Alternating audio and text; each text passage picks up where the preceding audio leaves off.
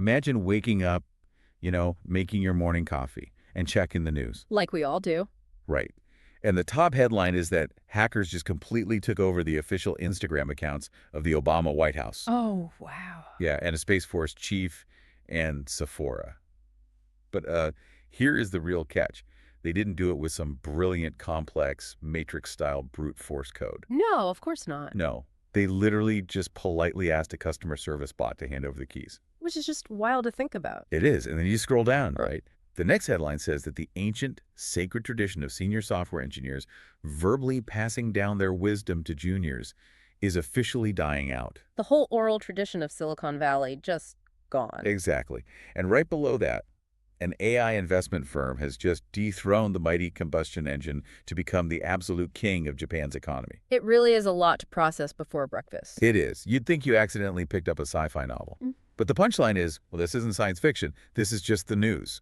Welcome to reality. Welcome to June 2nd, 2026. It really is a radically transformed landscape out there. I mean, the sheer velocity of the changes we are seeing right now is almost difficult for the human brain to properly contextualize. Yeah, it feels like it's moving too fast. It is. Things that would have been, the defining technological breakthrough of an entire decade are now just a random Tuesday. Today's show is an inspiring celebration of impossible ideas and the minds brave enough to chase them down.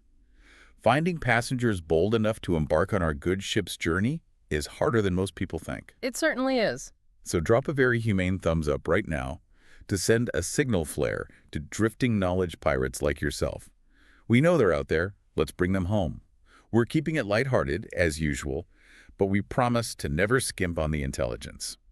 Now let's kick off this voyage with today's new revelations. And to guide this voyage today, we are diving deep into a stack of research anchored by the latest dispatch from Dr. Alex Wisner-Gross. Right, from his newsletter. Yeah, the Innermost Loop. He basically curates news straight from what he calls the event horizon of technology.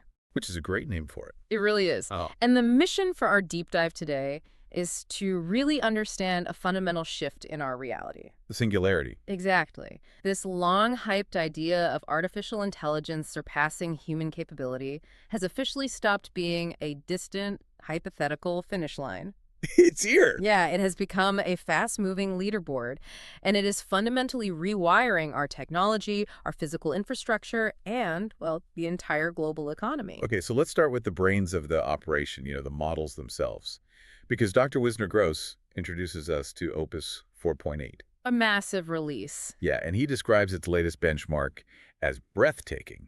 It just hit 1.5% of human efficiency on something called ARC AGI 3. Right. Now, I got to be honest here. If my kid came home with a 1.5% on a math test, I am definitely not calling it breathtaking. No, you're probably grounding them. I am 100% grounding them. So why is a 1.5% score making all the experts completely lose their mind? Well, that is a completely fair reaction, but we really need to look at what ARC AGI actually is. Okay. It stands for the Abstraction and Reasoning Corpus for Artificial General Intelligence. We are so used to seeing AI models pass, the bar exam or the medical boards. Or the SATs, yeah. Right.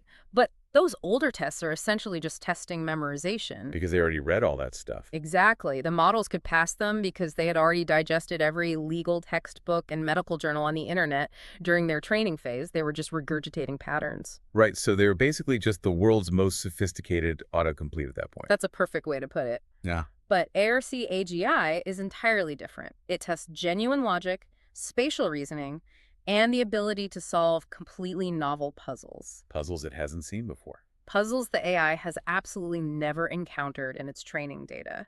Imagine, like, a grid of colored squares that change according to a hidden abstract rule. Okay, I can picture that. The AI has to figure out the rule from just a few examples and then apply it to a totally new grid. Oh, wow. So it's actually thinking. Yes, it's testing for actual dynamic reasoning. So when we see Opus 4.8 hit 1.5% of human efficiency on this impossible test, we have to contextualize it. Because 1.5 doesn't sound like a lot. It doesn't, but that 1.5% literally triples what GPT 5.5 achieved just previously. Wait, it tripled it.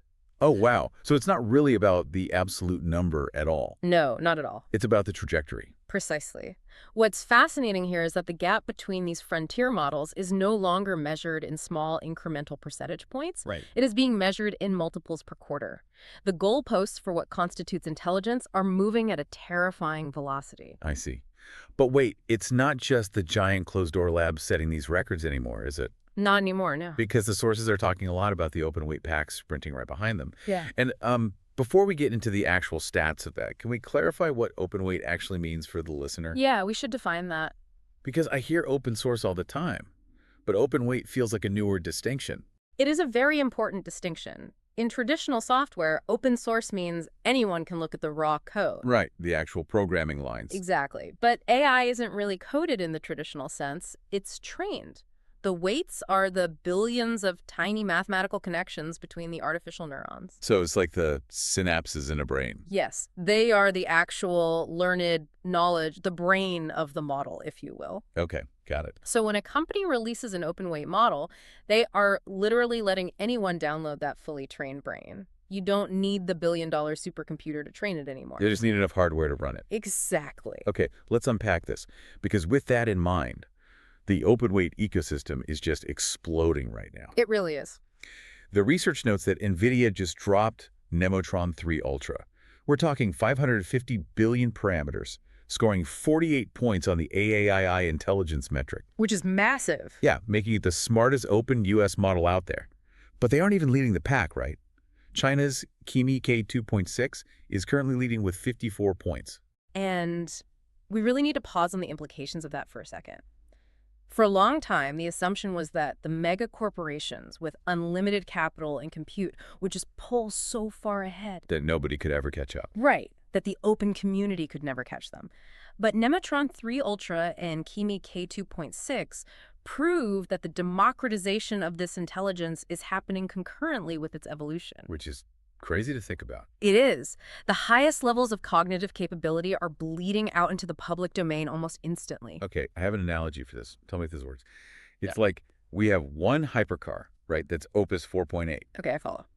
It goes 300 miles an hour, but it costs an absolute fortune to drive, and only a few people have the keys to it. Right. But right behind it in the rearview mirror going, yeah, 180 miles an hour, is an entire fleet of sports cars. And those sports cars are just parked on the street with the keys in the ignition, totally free for the public to drive. That is a great way to visualize it. And that leads directly to the next point in the newsletter, which is the price war.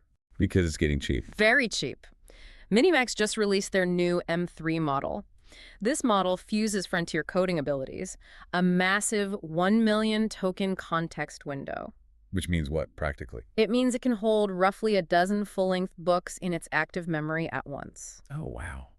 That's a lot of context. It is, and it also features native multimodality. Okay, native multimodality. Let's unpack that term. That means it doesn't just read text, right? Right, it goes way beyond text. It inherently understands audio, video, and text simultaneously. Kind of the way a human does. Exactly. It doesn't need to translate a picture into text to understand it. It just sees it. That's wild. But as capable as the Minimax M3 is, the real shocker here is the economics. Minimax is undercutting the competition by offering their model at 12 cents per million input tokens. 12 cents. Yes. For context, Opus 4.7 costs $5 for that exact same million tokens. 12 cents down from $5. I mean, that is a massive cratering of the price. It completely changes the market. But honestly, as a regular person, why should I care if a million tokens cost $5 or 12 cents? I mean, how does that actually change my Tuesday? Well, think about it like the invention of the fractional horsepower electric motor back in the early 20th century. Okay, history lesson. I'm ready. Before that, factories had one giant, incredibly expensive steam engine down in the basement, and it powered the whole building through this complex system of belts and pulleys. Right, the big centralized power source. Exactly.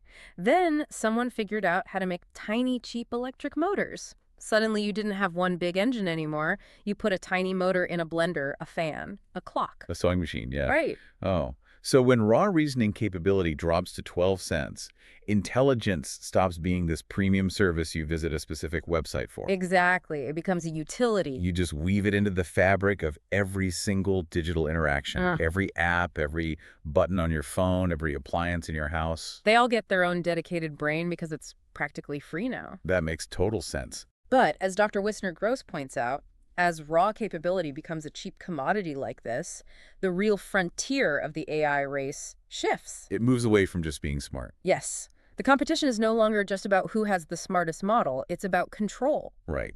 Because how do you rein in a digital mind that only costs pennies to run, is universally available, and has the power to rewrite complex systems? It's a huge problem. Which brings us to the focus on control and vulnerability in what the sources call the new agentic era. Yes, the agents. The newsletter mentions that Anthropic is giving ENISA, which is the European Union's cybersecurity agency, access to a model called Mythos. That's right. And this is part of something called Project Glasswing.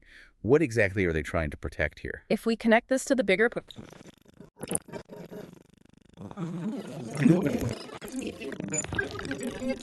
inside Project Glasswing to wield this kind of power, officials are quietly but very deeply afraid. Afraid of what, specifically? They fear that these highly capable, highly autonomous models could be turned on the vulnerabilities of critical physical infrastructure.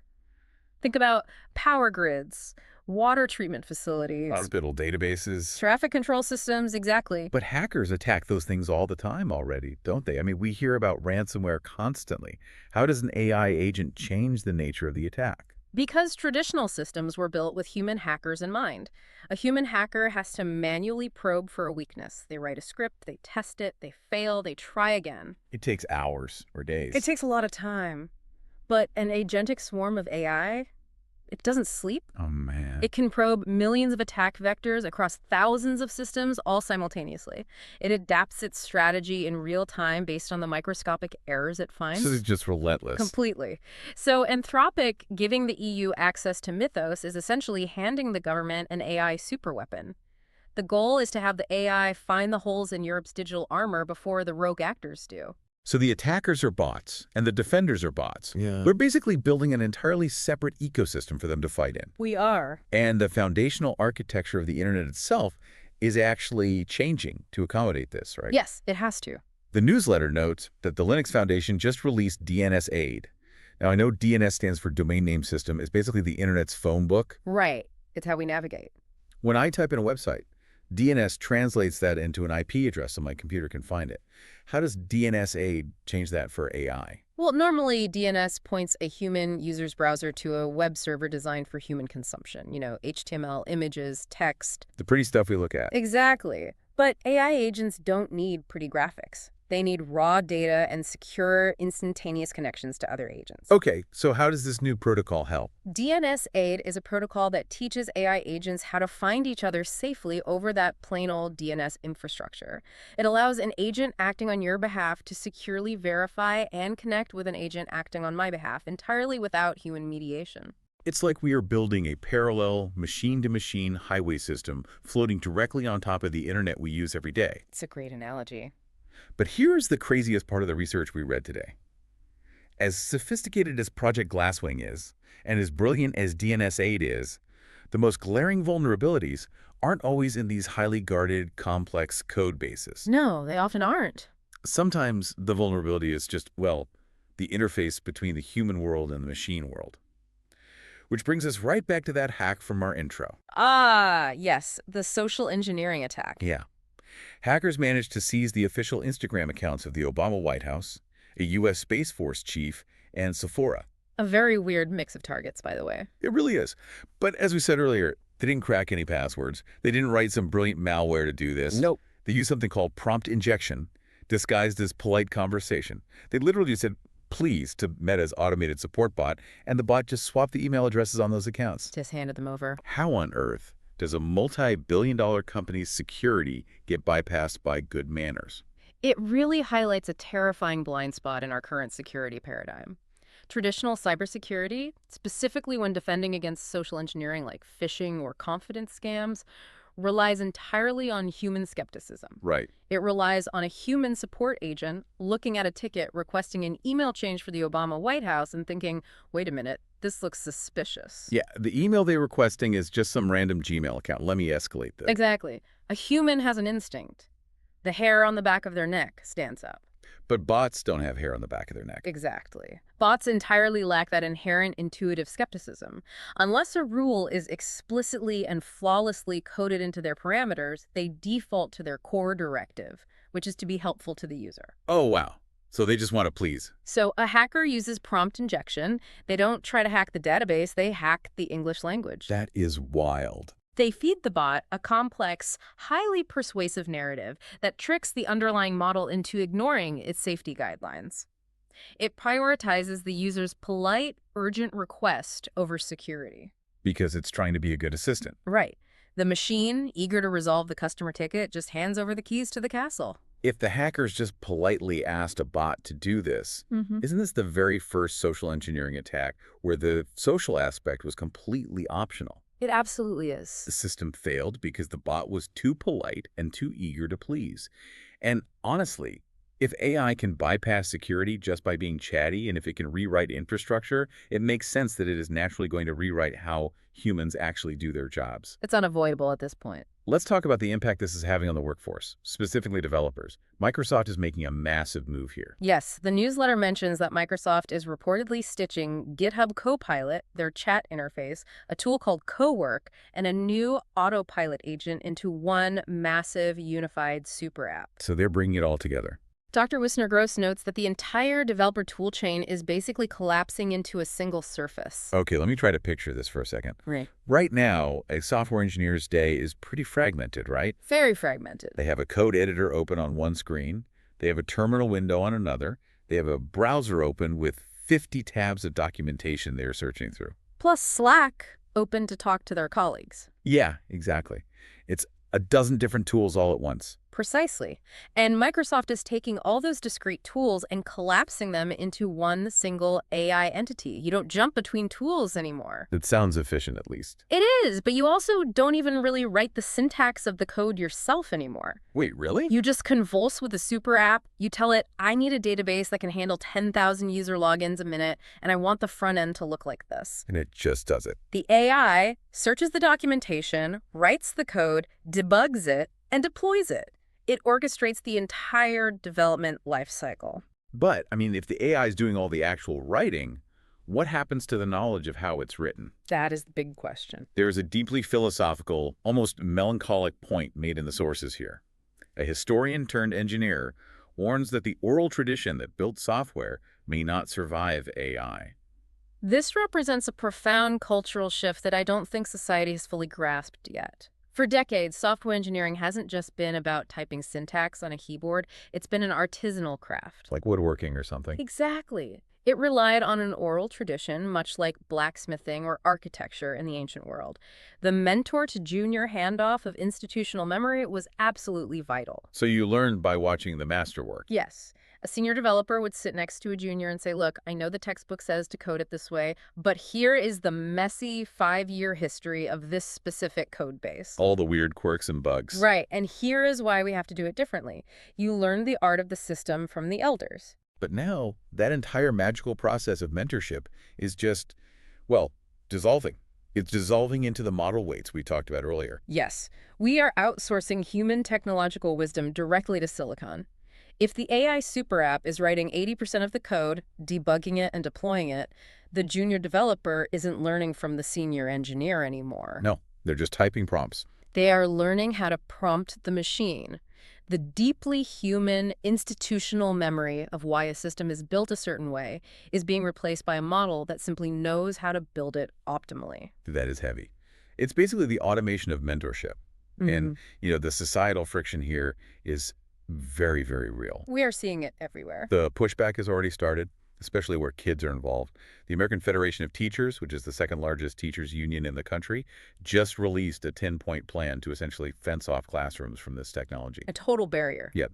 They are capping AI use and outright banning screens through the second grade, quote, unless there's a compelling reason. From a developmental psychology perspective, it is a stark reaction, but it highlights a very valid, deep-seated anxiety about cognitive development. Right. And, to be clear to our listeners, we aren't taking a stance on whether the union is right or wrong here. We're just looking at the friction this technology is causing in real time. Exactly. We are just observing. The union's stance reflects a growing concern among educators that if we introduce cognitive automation too early in a child's development, it could be harmful. Like before they know how to read properly. Before they've mastered foundational skills like reading, basic arithmetic, and independent, frustrating problem solving, we might short-circuit their neurological learning process entirely. Oh, wow. It's an attempt to preserve a human-first developmental sandbox in an increasingly automated world. Because think about it, if an AI can summarize the book and write the essay for a second grader, does the second grader ever learn how to synthesize information themselves? So what does this all mean for us? If you have kids in elementary school, or if you are a junior stepping into the workforce right now, your Tuesday looks fundamentally different than ours did. Totally different. The next cohort may never learn to code or write or work the old way. They might be the first generation where the primary human skill isn't knowing how to execute the task, but knowing how to manage the entity that executes the task for you. Precisely. The baseline of human capability is shifting from execution to orchestration. Okay, hold on. Up until now, we've been talking heavily about software, models, super apps, and cognitive skills. It all sounds very ethereal, just floating out there in the cloud. But it's not. Right. The research points out that AI is fiercely physical. The actual hardware vessels for these models are undergoing an evolution that is just as massive. It takes a lot of metal and silicon to run these models. Dr. Wisner-Gross notes that silicon is being recut for every altitude of the stack. We are seeing an unbelievable scaling of physical hardware, driven almost entirely by Nvidia. So let's walk through these altitudes, starting at the very top, the data center rack. Yes, so Nvidia has introduced the Vera CPU. This is their first standalone data center microprocessor, and the launch customers are the heavyweights, Anthropic, OpenAI, and SpaceX. Wait, let me admit some confusion here. I thought Nvidia was famous for GPUs, graphics processing units, the chips that actually train the AI. Why is it a big deal that they are making a CPU? That's a great question, actually. You were right. GPUs are the engines that do the heavy lifting of AI training. Right, bustle. But CPUs, central processing units, are the managers of the system. They route the data, they handle the network traffic, and they tell the GPUs what to do. Okay, they're the boss. Historically, Nvidia made the GPUs, but companies like Intel or AMD made the CPUs. So they had to rely on someone else's boss. Exactly. Nvidia had to rely on someone else's hardware to manage their engines. With the Vera CPU, Nvidia is saying, we aren't just providing the engine anymore, we are building the entire vehicle. Oh, wow. They are creating a completely vertically integrated data center architecture optimized exclusively for artificial intelligence from top to bottom. So they own the whole rack now. But then they take that massive ambition and they shrink it down to the next altitude, the desk. Yes, the workstation level. They've launched the DGX station, which is described as a desk-side AI supercomputer. This thing packs 748 gigabytes of memory and 20 petaflops of processing power. It's an absolute monster of a machine. Now, I know what a gigabyte is, but I have absolutely no idea what a petaflop is. Can you ground that for me? Sure. To give you a sense of scale, a single FLOP is one floating point operation, basically one mathematical calculation per second. Okay, one math problem.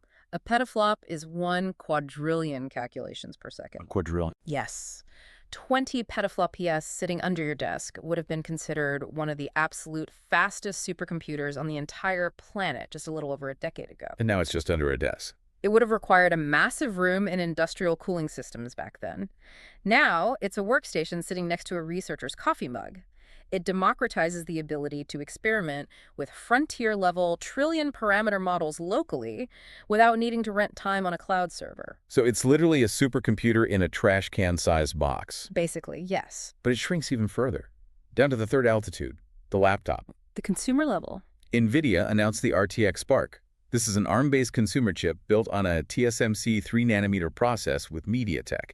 And Jensen Huang, the CEO of Nvidia, went on record calling this the first completely re-engineered, reinvented line of PCs that has happened in 40 years. A bold claim, but accurate. Dell and Lenovo are shipping these this fall.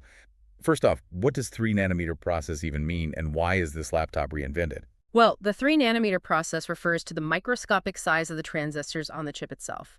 A nanometer is 1 billionth of a meter. Which is impossibly small. By shrinking the transistors to 3 nanometers, courtesy of TSMC, which is the world's leading chip manufacturer in Taiwan, you can pack billions more of them into the exact same physical space. Right, more transistors, more power. More computing power, but crucially, because they are so small and close together, they use drastically less electricity and generate way less heat. Okay, so it's wildly efficient. But why is it the first reinvention in 40 years? What makes it so different? Because of the ARM-based part. For 40 years, almost all PCs ran on the x86 architecture, which was dominated by Intel and AMD. Right, the classic computer chips. It was great for general computing. But ARM architecture, which is what powers your smartphone, is much more efficient. By partnering with MediaTek to build an ARM-based chip specifically tuned for AI workloads, Nvidia is signifying the end of x86 dominance. Oh, wow. So they're changing the foundation? Yes. These laptops aren't just faster at opening spreadsheets. They are fundamentally different. They are designed to run complex AI models continuously in the background, transforming the laptop from a passive tool you type on into an active, localized AI agent that anticipates your workflow. It's always watching and helping. And then the stack ends in the ultimate fourth physical altitude, which is the human body, or rather a humanoid body. Yes, the robotics layer. Nvidia has released the Open ARC GR0T reference humanoid. This is a physical blueprint fusing a unitary chassis, Sharpa hands, and a Jetson Thor brain into a design that literally anyone can build. It's basically open source robotics.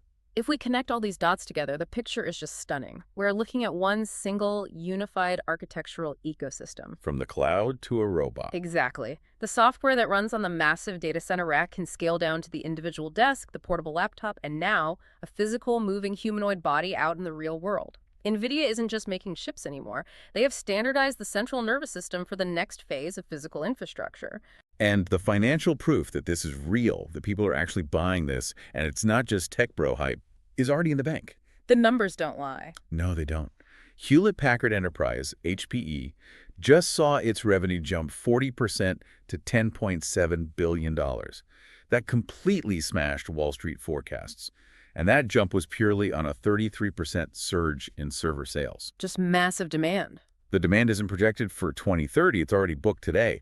People are buying the shovels for this gold rush as fast as they can possibly be manufactured. Which brings up a critical, undeniable bottleneck in all of this. The fuel. Yes, building millions of AI supercomputers and outfitting humanoid robots requires an unfathomable amount of raw power, raw materials, and capital. The intelligence might be artificial, but the physical footprint required to generate it is intensely, heavily real. Exactly. This brings us to the fuel. The capital, the copper, the clean energy. The cost of this infrastructure is astronomical right now. It takes billions. Alphabet, Google's parent company, is currently raising $80 billion in equity just to feed its infrastructure build-out. And that includes a massive $10 billion vote of confidence from Warren Buffett's Berkshire Hathaway. Which is a huge signal. It is. Now, Warren Buffett is notoriously conservative with tech. So when Berkshire Hathaway is throwing $10 billion at AI infrastructure, you know the tectonic plates of global finance are shifting. It is the industrialization of cognition. You simply cannot run trillion-parameter models on a global scale without vast data centers. And those data centers require incredible amounts of electricity to run the chips and millions of gallons of water just to cool them. Right, it gets so hot. But we are starting to see the physical world push back against this rapid, unchecked expansion. This raises an important question. The newsletter notes a fascinating development. Ohio is officially suspending the tax break that previously made it a magnet for data centers. But wait, I thought local governments love data centers. They bring construction jobs, tech investment, prestige. Why pull the red carpet back now? Because of the physical reality on the ground, local municipalities are realizing that while data centers bring initial investment, they place an immense chronic strain on local resources over time. How much strain are we talking about? A single hyperscale data center can use as much electricity as a medium-sized city. They pull massive amounts of water from local aquifers for their cooling towers. Ohio's move signals an early reckoning here. The AI industry may finally have to start paying the full, unsubsidized physical and environmental cost of its own warehouses. So the free ride is over. The era of free physical expansion at the expense of local grids might be ending, yes. That makes total sense. And protecting the infrastructure we do have is getting intense. Like, we're talking military level intense. It's a national security issue now. The US, the UK, and Australia, the IUCID alliance, are actively developing undersea drones to guard the deep ocean cables and pipelines that carry the world's data and power. I just have to marvel at the sci-fi reality of this. It does sound like a movie. Why are these cables so vulnerable that we need autonomous submarine drones patrolling the bottom of the ocean? Well, it sounds like a movie plot, but it's a very pragmatic defense strategy. Over 95% of international data, every financial transaction, every military communication, every single AI model, weight transfer travels through physical fiber optic cables resting on the ocean floor. Really? I thought it was mostly satellites. No, it's mostly physical cables. They are literally the arteries of the modern world. In a geopolitical conflict, cutting those cables wouldn't just slow down Netflix, it would cripple a nation's cognitive infrastructure. It would shut everything down. When the global economy is entirely dependent on continuous data flow, those undersea cables become the most vital targets on the entire planet. Protecting them is no longer a telecom issue. It's a primary national defense imperative. The physical freight of the digital age is deeply fragile. But, looking at the sources, there is a really massive bright spot in all this infrastructure talk. Yes, in Africa. While the developed world, like Ohio, is struggling to power these data centers and upgrade aging grids, Africa is executing a massive leapfrog. The continent is essentially skipping the fossil fuel era entirely. It's an incredible development. According to the newsletter, 173 of Africa's 322 new energy projects for 2025 are solar power. That's trailed by hydropower, wind, and some gas. Renewables are decisively overtaking old power plants. This is a classic, beautiful example of a technological leapfrogging scenario. Like, how many developing nations skipped laying miles of copper landline telephone wires and went straight to mobile cellular networks? Precisely. Laying millions of miles of copper wire in the 1990s would have been prohibitively expensive. Cell towers completely bypassed that physical limitation. Right. Today, because much of Africa isn't burdened by the massive entrenched legacy infrastructure of a 20th century fossil fuel grid, the coal plants, the complex distribution networks, they can build a 21st century energy grid entirely from scratch. So they don't have to tear down the old stuff first. Exactly. They are pairing the massive energy demands of modern development directly with distributed renewable sources like solar. It is a fundamental rewiring of a continent's economic future, untethered from the mistakes of the past. It's incredibly hopeful. And speaking of economic futures, all this new infrastructure, this raw power, this commoditized intelligence, it is entirely rewriting the scoreboard of the global economy. A rotation is undeniable. The money is rotating into what Dr. Wisner Gross calls a new physics of value. And here's where it gets really interesting. The absolute clearest symbol of this rotation. SoftBank just passed Toyota to become Japan's most valuable company. This is a monumental changing of the guard. Toyota has been the undisputed king of the Japanese economy, the absolute symbol of its industrial might for 20 years. A 20-year reign over. Toyota represents the absolute pinnacle of the combustion engine, of precision physical manufacturing, of bending metal and rubber to human will. But wait, I have to push back here for a second. We literally just spent 10 minutes talking about how AI needs copper, water, massive land for data centers, and raw electricity. We did. We said AI is fiercely physical. So how can SoftBank dethroning Toyota be a symbol that the physical has been officially surpassed by the cognitive? SoftBank is heavily invested in ARM, which makes chips. Chips are physical. That is an excellent pushback, and the distinction is nuanced but important. You are absolutely right that AI requires a massive physical footprint. However, Toyota is pure physical manufacturing. Right, they make cars. Their primary value is the metal box that moves you from point A to point B. SoftBank's value, through its investments in AI and silicon architecture like ARM, is the orchestration of the physical world via the cognitive. Ah, I see. The market isn't saying the physical world doesn't matter. It's saying that the intelligence directing the physical world is now vastly more valuable than the physical objects themselves. The market is valuing the mind over the muscle. Wow. Okay, I get it now. The value is in the nervous system, not the bones. And we are seeing this massive influx of capital reflected everywhere in the public markets right now. It's everywhere. The upcoming IPO for SpaceX is expected to more than double any initial public offering in history. It is so massive that index providers are literally having to rewrite their admission rules to accommodate it without completely unbalancing their entire indexes. When a single company is so large that it breaks the foundational math of the stock market, you know you're witnessing a paradigm shift. And it's not just space either. Quantinuum, which is backed by Honeywell, just lifted its quantum computing IPO to a $14.3 billion valuation. The frontier technologies are just sucking all the oxygen and all the capital out of the room. They really are. But as the newsletter points out, it is definitely not all winning. There is a dark side to this scoreboard. Hundreds of pre-ChatGPT startups are sitting completely stranded right now. We are talking about more than 220 fallen unicorns. What exactly happens to a software company built in, say, 2021? Well, we call them the stranded unicorns. These are companies that achieved billion-dollar valuations during the zero interest rate phenomenon. The ZIRP era. Right before the generative AI paradigm shift really took hold. They built business models, often software as a service or SaaS, based on older, less capable software paradigms. They were solving the old problems. They solved problems that AI can now solve for 12 cents. Ouch. That is brutal. Now, they are caught in a brutal, inescapable trap. They are too highly inflated to attract fresh venture capital because VCs only want to fund native, ground-up AI companies now. They won't touch the old stuff. But they are also too unprofitable, and their core tech is too outdated to survive an IPO on Wall Street. They are ghost ships floating in the new economy, slowly running out of cash. The reckoning is brutal for those companies. And it's not just financial. The reckoning is going political, too. We have to look at how governments are attempting to capture the value of this new economic physics. The policy side is fascinating. Bernie Sanders has officially proposed an AI sovereign wealth fund.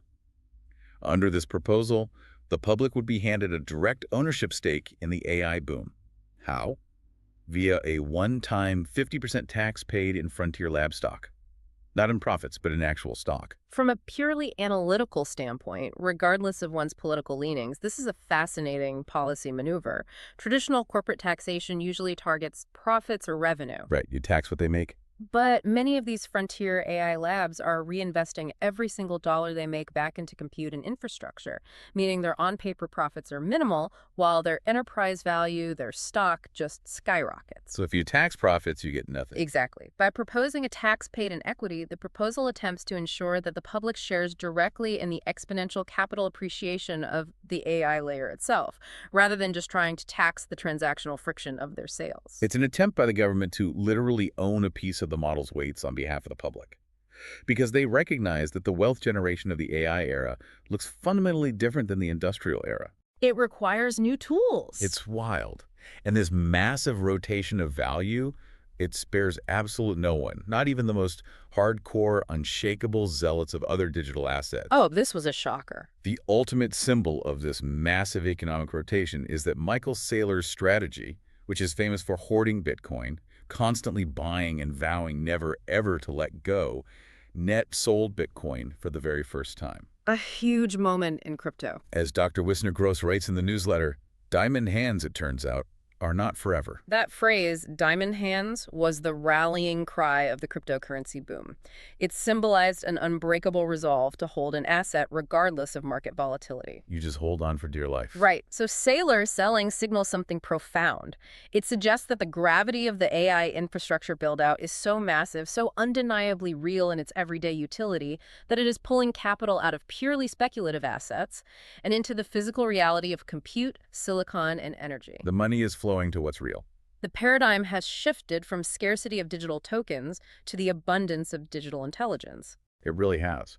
From the White House getting hacked by a polite request, to open source models offering genius-level reasoning for 12 cents. To military drones guarding our underwater internet cables. We are truly living on the event horizon. It brings us back to that poignant warning we discussed earlier about the death of the oral tradition in software engineering, and Saylor's realization that diamond hands are not forever. Everything is changing. If our technical knowledge is being entirely outsourced to model weights, and our physical infrastructure is increasingly managed and protected by autonomous agents and underwater drones, what human skills will actually retain their diamond value in the 2030s? That is the million-dollar question. As the toolchains collapse into a single super app, the sheer mechanical execution of a task is no longer valuable. Perhaps the most valuable human trait left won't be knowing how to build the system, but having the sheer, unrestrained imagination to know what to ask the models to do next. Imagination as the ultimate diamond asset. I absolutely love that. And that feels like the perfect place to leave it for today. The outro music is by Rainbow, our Resident 6 Android girl band from near future Bavet, Cambodia. They are the undisputed baddest band in the universe, and today's song is called Gangsta Villains. All finished songs are performed live using the Abacus platform by the band's creator, Human Performance in the Age of AI, reclaiming your humanity from the algorithm. Be sure to share the playlist with someone who has the mental bandwidth to absorb these provocative ideas. Links are in the description below. Enjoy the music. Thanks for tuning in.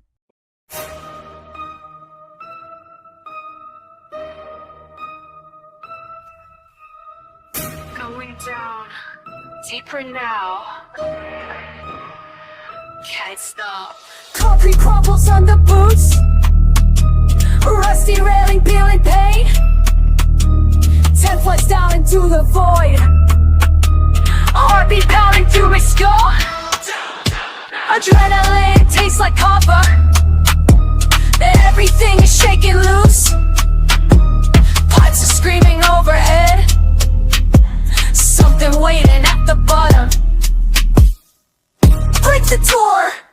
Drop the floor to the bed. Break the door. Drop the floor to the ground. Lower levels got no lights. Dragging metal on the walls. Breathing heavy through my teeth. This is when the structure runs. Dust will fill up my lungs. Fists that clench, no knuckles crack. No going back up. Only descent. Break the door. Drop the floor to the bed. Break the door. Drop the floor.